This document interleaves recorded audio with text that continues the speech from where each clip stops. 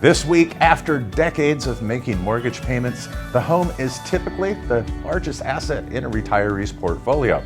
The question Kiplinger asks is, should they stay and borrow, sell, or rent? And that's what we'll discuss in this week's episode, right after this short message from our sponsor.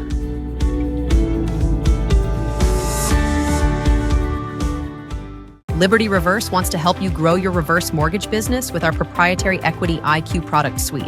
Equity IQ gives your borrowers access to more funds, lowers their upfront costs, and expands eligibility for home purchases. Learn more at partners.libertyreversemortgage.com today. This ad is intended for mortgage professionals only and is not a consumer solicitation. PHH Mortgage, doing business as Liberty Reverse Mortgage, is an equal housing lender. NMLS number 2726. Welcome back, and thank you for joining us. A recent Kiplinger column points out that according to data from the U.S. Census Bureau, households that own a home have a median wealth that's 44 times greater than those who rent. And that is the power of home equity, which naturally raises the question Kiplinger is asking: should retirees sell, downsize, rent out part of the home, tap into the equity, or preserve it for their heirs?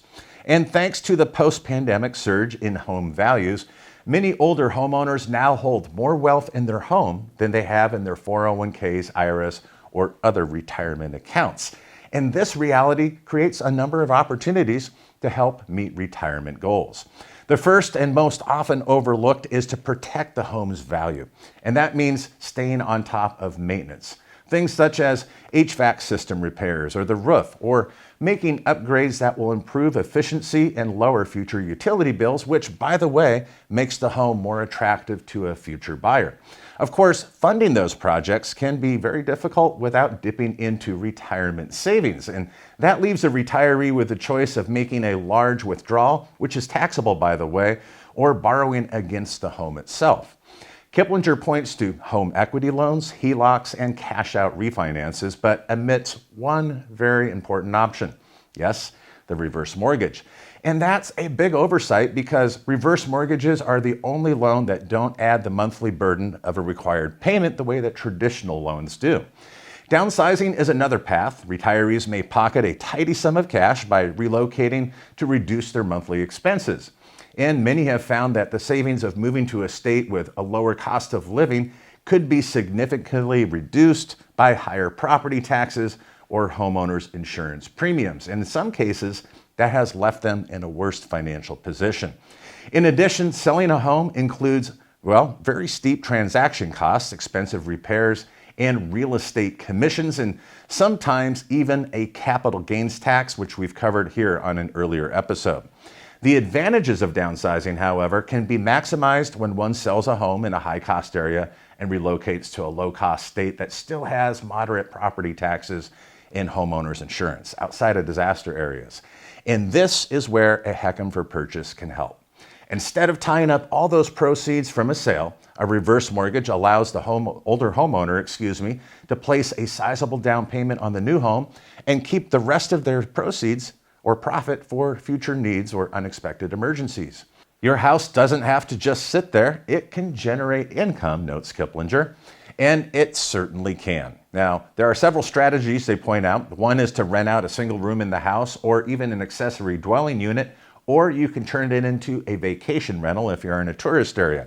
But what's omitted again is that qualified homeowners could generate significant cash flow by using a HECM line of credit or 10-year payments, or even taking out a private reverse mortgage. And that avoids the complications and sometimes the headaches that come with being a landlord or a VRBO owner or having a roommate.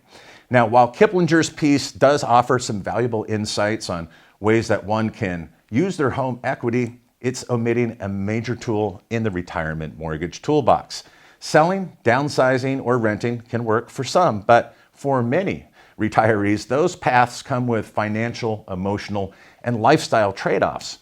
However, the reverse mortgage, it does deserve a seat at the table when weighing how to manage home equity in retirement. What are your thoughts? You can leave those in the comment section below. And if you'd be so kind as to share this video on your LinkedIn network, thank you for those of you that do that. We do have a YouTube channel. Be sure to subscribe and hit the notification bell. That way you never miss any of our latest content. And if you want to catch up on the latest reverse mortgage happenings and news, we do that for you in our weekly podcast, Heck'em World Weekly. We have both an audio and video edition. Listeners can listen and subscribe on Apple Music and Spotify. Thanks so much for spending a few moments with us here today, and be sure to return next week for more reverse mortgage news, commentary, and analysis you'll only find right here at Heck'em World. Have a great week.